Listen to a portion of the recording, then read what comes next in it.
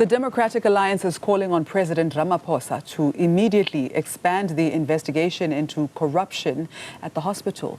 Now, the party particularly wants a probe into Hangwani Maumela, who is alleged to be linked to a food supply tender in the Northwest and is allegedly the president's nephew by marriage. We speak now to DA Health spokesperson Michéle Clarke. Michéle, good morning. Thanks for joining us. Good morning, and good morning to your listeners, and thank you for having me on your show. Now, your statement makes it very clear that the DA wants President Ramaphosa to expand the SIU investigation to include Hangwani Maumela, his syndicate, and all other corrupt actors identified by the SIU. Can you unpack for us exactly what this expansion should cover? So, firstly, it's absolutely scandalous what is happening. And, Maumela has now also bidded for tender in the Northwest for 1 billion rand in terms of a feeding tender within hospitals. And as you know, his company, Alu Construction and Supply, got his tenders through a process of BEE certificates, which were fake as well. So that's an issue. He also successfully obtained an interdict from the Michéle High Court to block the award. So, it is absolutely scandalous what is going on. And he is also linked as a family member to the president. So what I have done is I've written to the president on Thursday. I've sent the letter to him. I've not received any responses yet that we want this whole investigation in terms of the SIU to be expanded.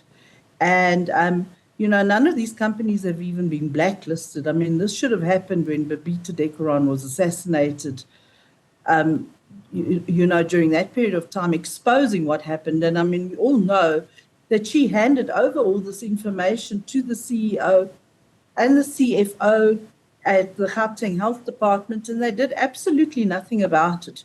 And I honestly believe that this whole issue around Tembisa Hospital is just the tip of the iceberg.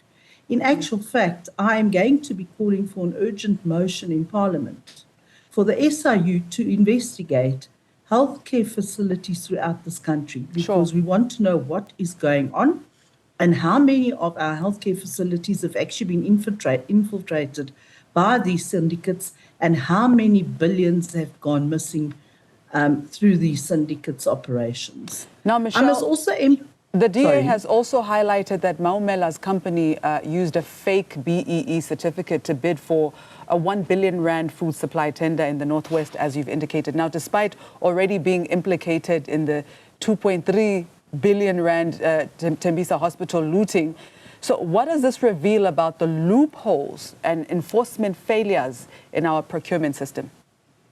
No, there's absolutely no accountability at all. As far as I'm concerned, there's no consequence management that goes on in terms of top management, and all those issues need to be strengthened. We cannot continue like this.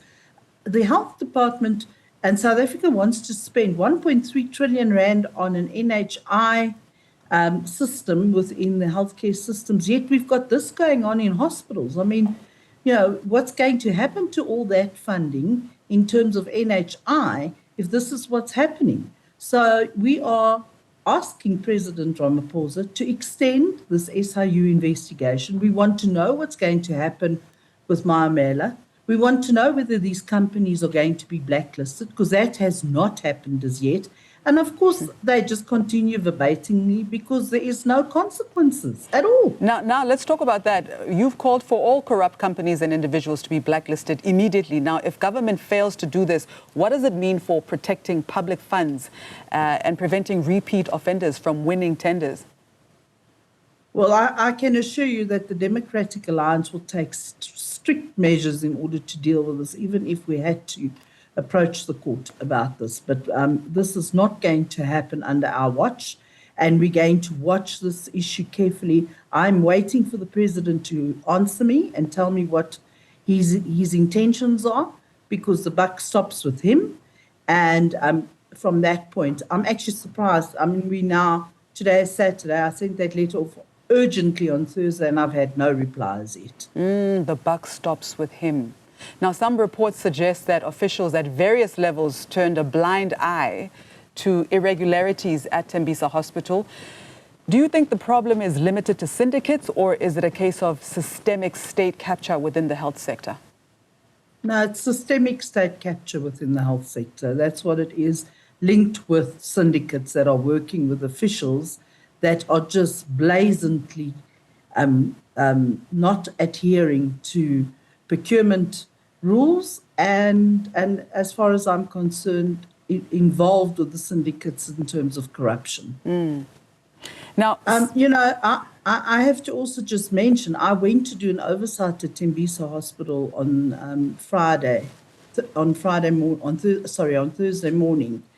They wouldn't let me in. They stopped me. They said, I can't go in if I do not get access from the MEC of Health in Gauteng, which is absolutely nonsense because the Constitution actually provides for any member of Parliament to do an unannounced oversight as part of their work. Sure, which begs the question, what do they have to hide? Now, some critics say commissions and investigations have become a way for government to buy time, to cool public anger, and then quietly move on. So do you honestly believe another expanded SIU probe will be different from the endless cycle of reports with no consequences? Well, I must agree with you. We've just seen what happened with the Zondo Commission and how little action was taken and what it cost the taxpayer in terms of those investigations. So it is up to us to really put pressure on the minister and on the president to ensure that these investigations actually bear consequences, because people must be arrested and, this issue must be dealt with as from the harshest point of the law. And if that doesn't happen, this kind of thing is just going to be happening everywhere and it will never end. And, I visit most hospitals in the country. I do a lot of hospital visits. And I tell you, many hospitals you go to, contracts, where they're doing upgrades have not been finished. Contractors have walked off site, they've been paid. There's just continuous verbatimly that this happens, contracts not being managed. And, the people that really bear the brunt are the honest healthcare workers that are actually doing their jobs, trying to provide proper healthcare to the citizens of this country. So, and like I say, for me, I am sure this issue with Tembisa Hospital is a tip of the iceberg in actually what's going on throughout the country. Michéle, thank you so much for your time.